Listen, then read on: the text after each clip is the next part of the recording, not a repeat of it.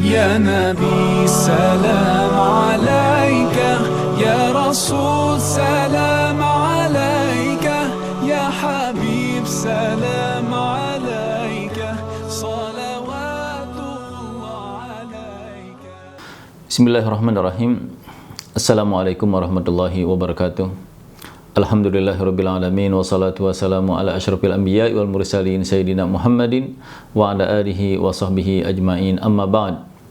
Ikhwati akhwati yang dimuliakan Allah. Alhamdulillah kita masih berada di 10 hari pertama bulan Zulhijjah, dan sebentar lagi kita akan ketemu dengan hari Arafah, hari yang begitu banyak keutamaan dan keistimewaannya. Dalam kesempatan ini secara singkat kita akan berbicara tentang makna Arafah dan juga secara umum makna 10 pertama bulan Zulhijjah. Ikhwati akhwati, lalu ada apa dengan Arafah ini? Pertama, apa sih maknanya dari Arafah atau Arafat ini? Dalam literatur keagamaan, Arafat itu disebut di dalam Al-Quran dalam bentuk jamak Arafat. Fa idza afattum min Arafatin fadhkurullaha indal masyaril haram. Arafat artinya di situ tempat. Ada juga disebut Arafah saja, misalnya Yauma Arafah, Al-Hajju Arafah. Pahamnya itu cuma disebut mufrad saja di situ. Para ulama tidak membedakan antara Arafat dan Arafah.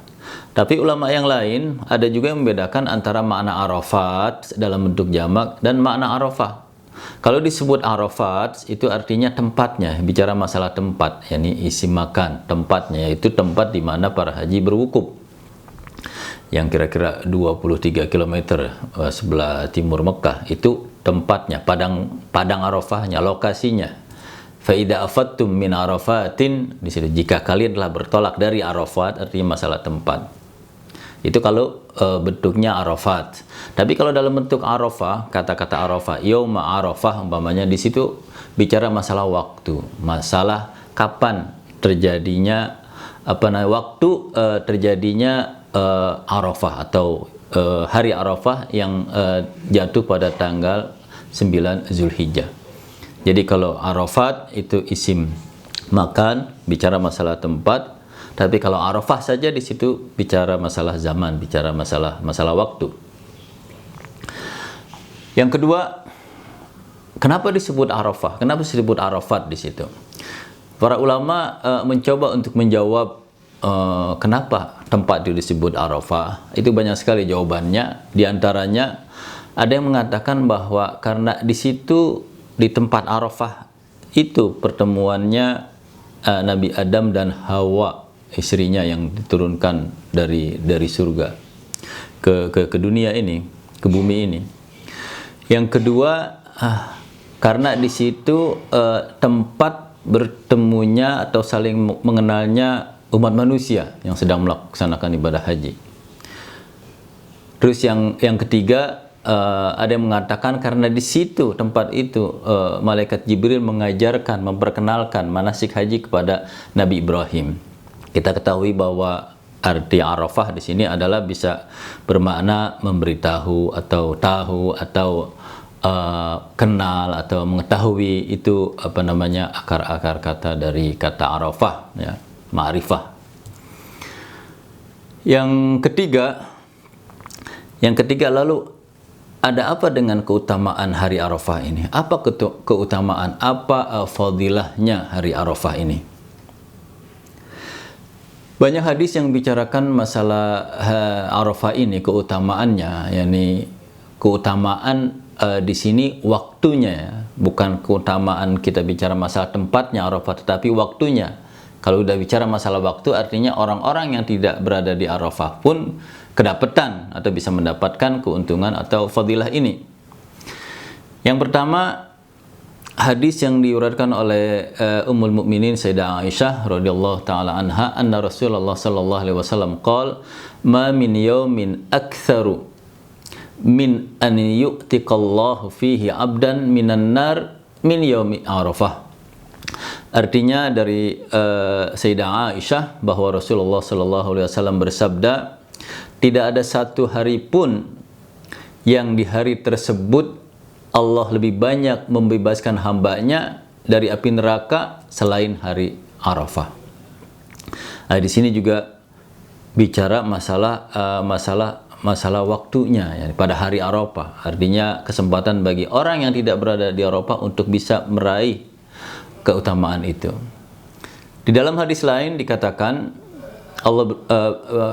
Nabi Muhammad SAW bersabda, "Siyamu yaumi Arafah ahsibu 'ala Allah an yukaffira as-sanah allati qablaha wa sanata allati ba'dah." Artinya Rasulullah SAW bersabda, yang artinya puasa hari Arafah, saya berharap kepada Allah dapat menghapuskan dosa tahun sebelumnya dan dosa tahun sesudahnya. Jadi alhamdulillah ini adalah sebagai penghibur lah bagi mereka yang tidak bisa berwukuf di tempat yang mulia itu di Arafah, tapi bisa mendapatkan keuntungan-keuntungan walaupun kita tidak berada di sana, yaitu dengan melakukan puasa pada hari Arafah. Keempat, Allah Subhanahu wa taala bersumpah demi 10 hari pertama bulan Zulhijjah dan juga hari Arafah. Di dalam Al-Qur'an dikatakan, Allah berfirman, "Wal fajr wa layalin 'ashr wasyaf'i wal watr."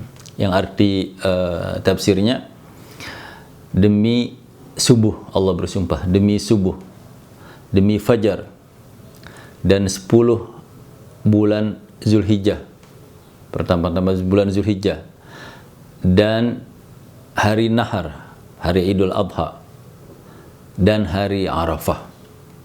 Di situ Allah bersumpah dengan apa yang telah disebutkan tadi. Allah tidak bersumpah dengan sesuatu kecuali hal itu adalah mempunyai keistimewaan atau keagungan tersendiri.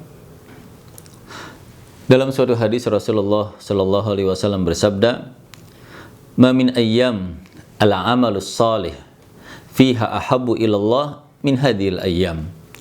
Artinya tidak ada hari-hari untuk beramal saleh yang paling disukai Allah lebih dari hari-hari ini, hari-hari 10 pertama bulan Zulhijjah ini. Dalam kaitan ini baginda Rasul sallallahu alaihi wasallam menyebut al-amal saleh, yakni amal saleh, amal kebaikan.